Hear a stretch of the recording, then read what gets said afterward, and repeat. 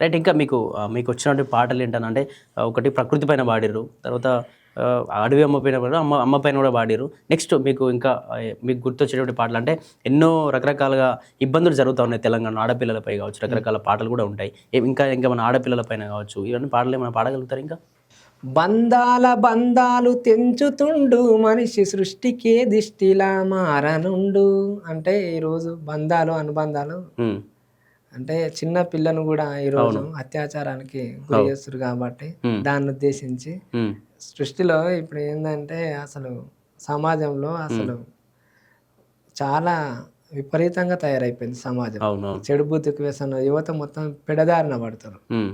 పెడదారిన బట్టి వాళ్ళు ఏం చేస్తారో వాళ్ళకే అర్థమవుతలేదు. హ్మ్. దాన్ని ఉద్దేశించి నేను బంధాల అనుబంధాలను గుర్తు చేసుకుంటా. హ్మ్. ఆడపిల్లల అత్యాచారాల గురించి. ఓకే. బంధాల బంధాలు తెంచుతుండు మనిషి సృష్టికే దిష్టిలా మారనుండు. హ్మ్. అందాల బంధాలు తెంచుతుండు మనిషి జంతువై జగములో ఏలుతుండు. హ్మ్. కోరికల కోరలే దాచుతుండు మనిషి రాక్షస రాజాని ఏలుతుండు. అందాల బంధాలు తెంచుతుండు మనిషి సృష్టికే దిష్టిలా మారనుండు. హ్మ్. పేగు బంధము పైన పెడబుద్ధితో ఒకడు మృగమయ్యి పంజాను విసురుతుండు. తాగింది తలకెక్కి తండ్రి ప్రేమను మరచి పసివల్లే పసిదాన్ని చెడుపుతుండు. అరచేతులాడించే నాన్న కడకు కరిచేల విషనాగు తీరునా. అరచేతులాడించే నాన్న కడకు కరిచేల విషనాగు తీరునా. రక్త బంధం రక్త సిద్ధమై రా బంధులకు బందీ అయిపోతున్నదో. అందాల బంధాలు తెంచుతుండు మనిషి సృష్టికి దిష్టిలా మారుతుండు.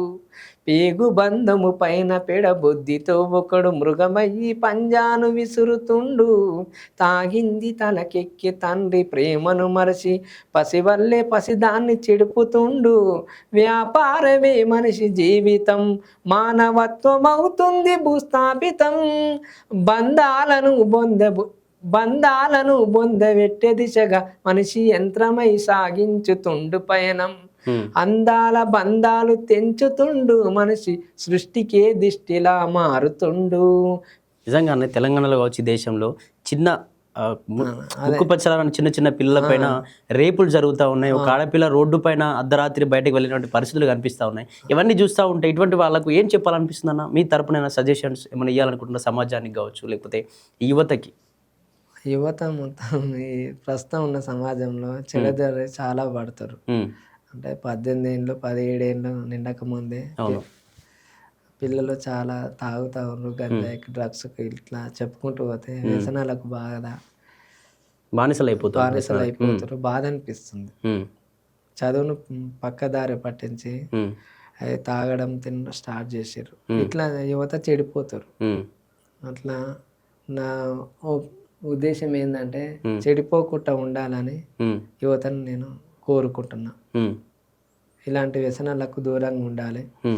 ప్రభుత్వం కూడా ప్రతి నెలకు ఒకసారి గ్రామాలలో యువతలో చైతన్యవంతంగా ఒక డ్రగ్స్ గంజాయిని ఇవన్నిటిని అరికట్టాలి. 10 రోజులకోసారం 20 రోజులకోసారం. నేను చెప్పేది ఏంటంటే యువత గురించి చెడిపోతారు కాబట్టి నెలకోసారి గ్రామాలలో మండలాలలో తెలంగాణ రాష్ట్ర వ్యాప్తంగా నేను కోరుకునేది ఒకటి, యువత చెడిపోకుండా ఉండాలంటే వాళ్ళకు కొంచెం మెసేజ్ చెప్పాలి. గ్రామాలలో మండలాలలో చెప్తే కొంచెం మారుతారనే నా ఒపీనియన్.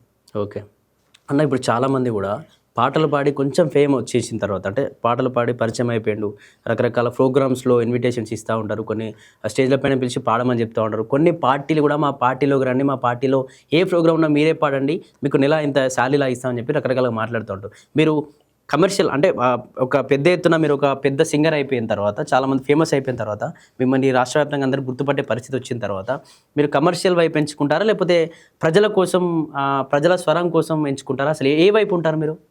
కమర్షియల్ అంటే డబ్బులు సంపాదించాలని ఆలోచనతో పోతారు, లేకపోతే ప్రజల కోసం మీ ఆలోచనలు మానుకుంటారా? అసలు ఏ వైపు ఉండబోతున్నారు మీరు? నేను కింది స్థాయి నుంచి వచ్చిన, ఆ కష్టాల విలువ నాకు తెలుసు. అవును. ఉద్యమాల వైపు నుంచి దెబ్బలు తిన్నా, ఉమ్, కాలేజీ నుంచి ఉమ్, పిల్లల్ని ఏకం చేసిన, నా వంతు నేను ప్రయత్నం చేసిన ఉద్యమాలలో. ఉమ్, నాకు అక్కడ జరిగింది ఏంటంటే ఉమ్, డబ్బును ఉన్నవాడు మనిషిని ప్రేమించలేడు. ఉమ్, డబ్బు ఉన్నవాడు మనిషిని ప్రేమించలేడు. అవును. ఆ విలువ తెలియదు. ఉమ్, కాబట్టి నేను ఏంటంటే ఉమ్, నాకు ఏదో ఇప్పుడు నేను పాడితే ఓ పార్టీ నాకు 10 లక్షలు ఇచ్చింది అనుకో, ఉమ్, అవి అప్పటి వరకు ఖర్చు అయిపోతాయి. ప్రజలలో మంచి పేరు రాదు. ఉమ్, కాబట్టి నా ప్రాణం ఉన్నంత వరకు అయితే నేను ప్రజలతోనే ఉంటా. ఉమ్, ప్రజల కొరకే పనిచేస్తా. ఉమ్.